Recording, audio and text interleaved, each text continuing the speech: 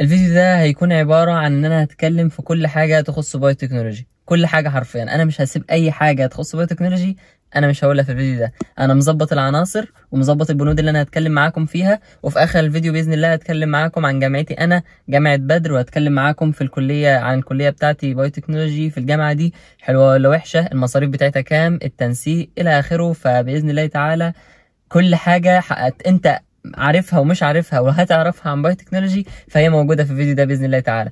فايدك على السبسكرايب واللايك الحلوين، واكتب كومنت جميل زيك كده، ويلا نبدأ الفيديو. السلام عليكم، ايه الأخبار يا أبطال؟ إن شاء الله تكونوا بخير. دفعة 25 أنا النهاردة جاي لكم بفيديو على الرايق منه يا صاحبي، على الرايق منه. هتكلم معاكم فيه عن كلية حرفيا مهدور حقها في البلد دي، محدش يعرفها، وكل اللي يعرفوه عن الكلية دي ان احنا بتوع تحاليل. انا ما بقلش من الفئة دي، انا ما ينفعش ان انا اجي اساوي بشري بتمريض. انا ما بقللش من كلا الطرفين ابدا والله، لكن في كلية، كل كلية بطبعها، كل كلية لها شأنها.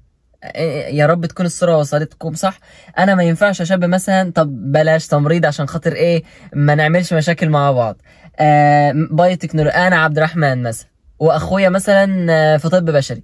ما ينفعش ان يجي اتنين من بره يقارنوني، مش يقارنوني كمقارنه، لا، يقارنوا شغلي او كليتي بكليه اخويا، ويقارنوا كليه اخويا بكليتي. كل واحد ليه كليته، وكل واحد ليه شغله، وكل واحد ليه مجاله.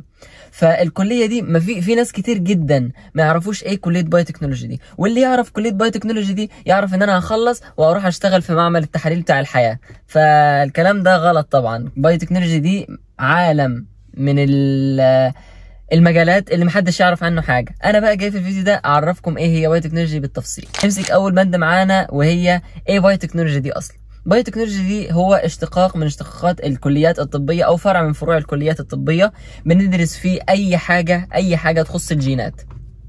الطب نوعين: الطب البشري والطب يعني الطب اللي بيكون متركز بال يعني اقول لكم ايه مثلا الاقسام، زي مثلا جراحه، عيون، قلب، عظام، الكلام ده. احنا بقى مش الفئه دي، احنا فئه تانية اللي هي بتختص بالجين. اي حاجه تخص الجينات، اي حاجه تخص الامراض الوراثيه، اي حاجه تخص الكانسرز مثلا، الاورام، اي حاجه تخص الجين عامه.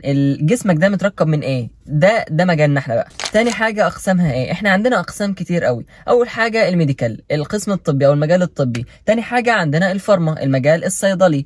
تالت حاجه بقى عندنا المجال البيئي والمجال الصناعي والمجال الزراعي، وكل حاجه طبعا بندرس فيها حاجه معينه. عشان خاطر في ناس مفكرين ان مثلا قسم بايو تكنولوجي اللي بيندرس في زراعه بدرس فيه نفس قسم بايو تكنولوجي اللي بيندرس في علوم، فالكلام ده غلط، وده اللي انا هوضحه وهقوله بالتفصيل قدام.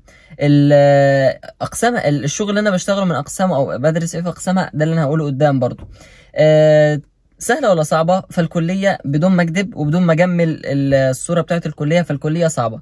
انا مش طالع في الفيديو اقول لكم ادخلوا بايو تكنولوجي ومش عارف ايه، لا، انا بقول لكم ايه المميزات وايه العيوب بتاعت بايو تكنولوجي. كون ان الكليه صعبه فمن وجهه نظري انا مش شايف ان ده عيب، انا شايف ان دي ميزه. ليه؟ عشان خاطر دي بتقويك انت كبايوتكنولوجيست، او انت كطالب في بايوتكنولوجي، بتقويك في المجال بتاعك. ما بتكونش كليه اي كلام اللي هو انت هتخلص الاربع سنين وتاخد شهادتك وتتفضل تشوف انت هتشتغل ايه. لا، الكليه دي فعلا دراستها يعني محتاجه مذاكره، ومذاكره يعني مش مذاكره اللي هو ايه، يلا السلامه انا هذاكر نص ساعه في اليوم، ولا قبل الميد ترم ولا قبل الفاينل هلم الدنيا. لا، انت لو جيت تلم قبل الفاينل او قبل الميد ترم انت هتتلم مش هتلم. فانت لازم تذاكر اول باول، ولازم تديها حقها. الكليات اللي هي مثلا ايه المشهوره، فالناس عارفين ان دي صعبه. بايو تكنولوجي محدش يعرفها فمفكرين ان هي سهله. لا، مفيش فرق ما بينها وما بين طب مثلا، مفيش فرق حرفيا. انا ليا زمايلي في طب وبنت خالي في طب، انا بشوف موادهم مفيش فرق ما بين موادهم وما بين موادنا، غير مواد الاقسام اللي هو زي مثلا زي ما قلت لكم عيون، جراحه، قلب، عظام، كلام من ده. لكن المواد اللي هي المواد الطبيه كمواد مفيش فرق.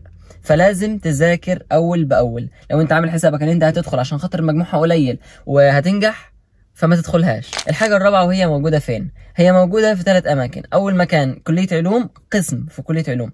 تاني مكان قسم في كلية زراعة. وآخر حاجة وهي الكلية عامة ككلية مش كقسم، كلية اسمها بايوتكنولوجي في الجامعات الخاصة أو الجامعات الأهلية. لكن مفيش كلية بايوتكنولوجي حكومي، هي موجودة كقسم بس في الكليات الحكومية اللي هي علوم وزراعة. ولو أنت عايز تدخل بايوتكنولوجي ككلية مش كقسم، سواء في جامعة أهلية أو سواء في جامعة خاصة، فلازم تتأكد إن الجامعة دي تكون معتمدة. وبالفعل أنا نزلت لكم فيديو على اليوتيوب أو هنزل لكم فيديو على اليوتيوب على حسب أنا هنزل الفيديو إمتى، جامعات الخاصة والأهلية المعتمدين في مصر كلها. تمام؟ فلازم تتاكد ان الجامعه دي تكون معتمده، عشان خاطر ده بيقوي السي في بتاعك، وكون ان انت متخرج من جامعه معتمده فده تاهيل ليك ان انت تسافر بشكل اسرع وان هم يقبلوك ان الجامعه دي هي معتمده. الحاجه اللي بعد كده وهي بتاخد من كام لو في كليه علوم، فعلى حسب تنسيق كليه علوم ايا كان، انا ما اعرفش هو تنسيقه كام. ولو من زراعه فبرضه على حسب تنسيق كليه زراعه، لو 72 71 70 او اقل. لكن من الكليات الاهليه فمثلا تقدر تقول من 60 وانت طالع. وكذلك في الجامعات الخاصه، يعني قول ان الجامعات الخاصه الفرق ما بينهم 1% 2%، فمش فرق كبير يعني. فسواء جامعه خاصه او اهليه فاقول مثلا من 55 ل 65، او ممكن التنسيق الداخلي للجامعه دي يوصل ل 70. ده التنسيق بتاع كليه بايوتكنولوجي في الجامعات الخاصه والاهليه.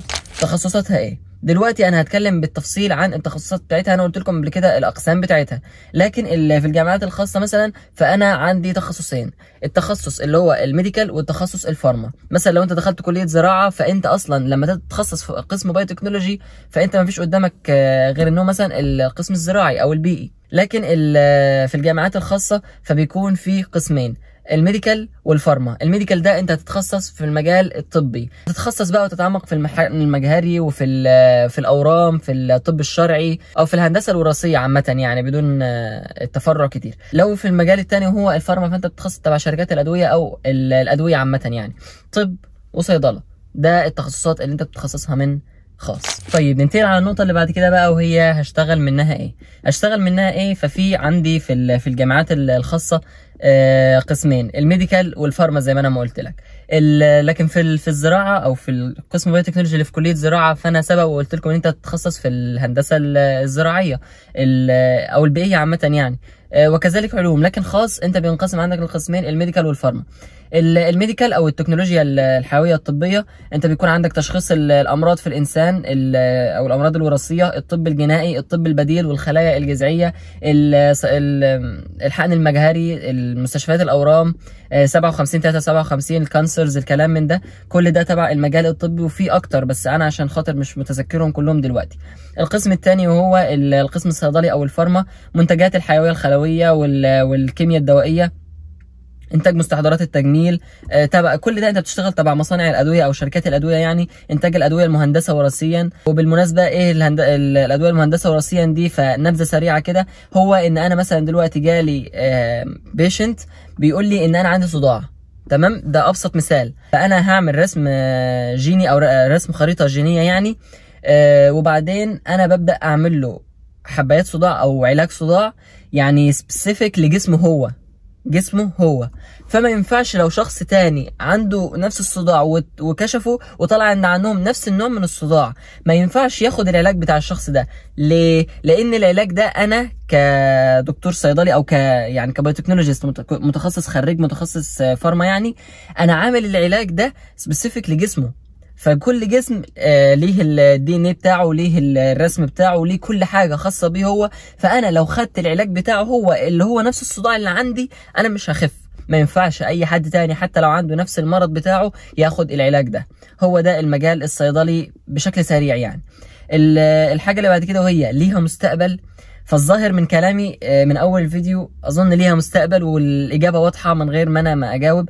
لكن للاسف الشديد ان هي ملهاش مستقبل بنسبه 100% في مصر. مستقبلها في مصر لا يتخطى 10%. عشان خاطر تبرع وتشتغل فانت لازم تطلع بره مصر، ومن دلوقتي انت لازم تحضر تبدا تقوي السي في بتاعك، سواء مؤتمرات او سواء كورسات او سواء لغه الى اخره، او سواء الدرجات بتاعتك في الجامعه، عشان خاطر تكون لما تتخرج تلاقي فرصه سفر بشكل اسرع. السؤال بقى اللي محير ناس كتير، ولما انا نزلت فيديو بايوتكنولوجي على تيك توك كتير قوي سالوني السؤال ده، طب انا عايز ادخل علوم ولا زراعه ولا خاص؟ طيب عامة وقبل كل حاجة فأنا لازم أشوف أنا ميولي رايح لفين. لو أنا بحب الهندسة الزراعية وأنا بحب زراعة الأنسجة والكلام ده، أو أنا بحب النباتات عامة، فأنا يعني مش محتاج ان انا اقول لك ادخل زراعه وتخصص بايوتكنولوجي. طيب علوم، لو انت يعني، بس على فكره قبل ما اكمل، علوم صحيح بتكون مهتمه بالجانب النظري شويه، احنا في الخاص بنكون مهتمين بالجانب العملي، لكن في علوم بتكون مهتمين بالجانب النظري، يعني مثلا 60% نظري 40% عملي، يعني بيكون طاغي شويه على العملي. لكن الخاص بقى، الخاص لو انا بحب الجانب الطبي، تمام، الطبي او الصيدلي عامه. وبالمناسبه الخاص او بايوتكنولوجي عامه هو فيها كيمياء. مفيش حد يقول لي انا مش بحب الكيمياء ادخل بايوتكنولوجي، يا حبيبي البايوتكنولوجي مبنيه على الكيمياء، حرفيا هي مبنيه على الكيمياء. الترم الاول سنه اولى احنا هناخد كيمستري، في سنه ثانيه انا داخل سنه ثانيه هناخد اورجانيك، تمام. في سنه اولى انت خدت كيمياء، سنه ثانيه انت هتاخد عضويه. فمفيش حد يقول ان انا بكره الكيمياء وهدخل بايوتكنولوجي، مفيش حاجه اسمها بكره. ما تقنعش نفسك ان انت بتكره الماده دي او انت بتكره الحاجه دي اللي هي الكيمياء. ادخل المجال لو انت حابب مثلا، طبعا المجال، ادخل المجال وما توهمش نفسك ان انت بتكره الماده دي، وذاكرها. والله العظيم انت لو ذاكرتها هتلاقيها ان هي بتتفهم. اي نعم بيبقى فيها شويه لخبطه ولعبكه وكلام من ده، بس هي بتتفهم، هي مش صعبه، هي عايزه دماغ شغاله وعايزه دماغ تذاكر اول باول مش اكتر.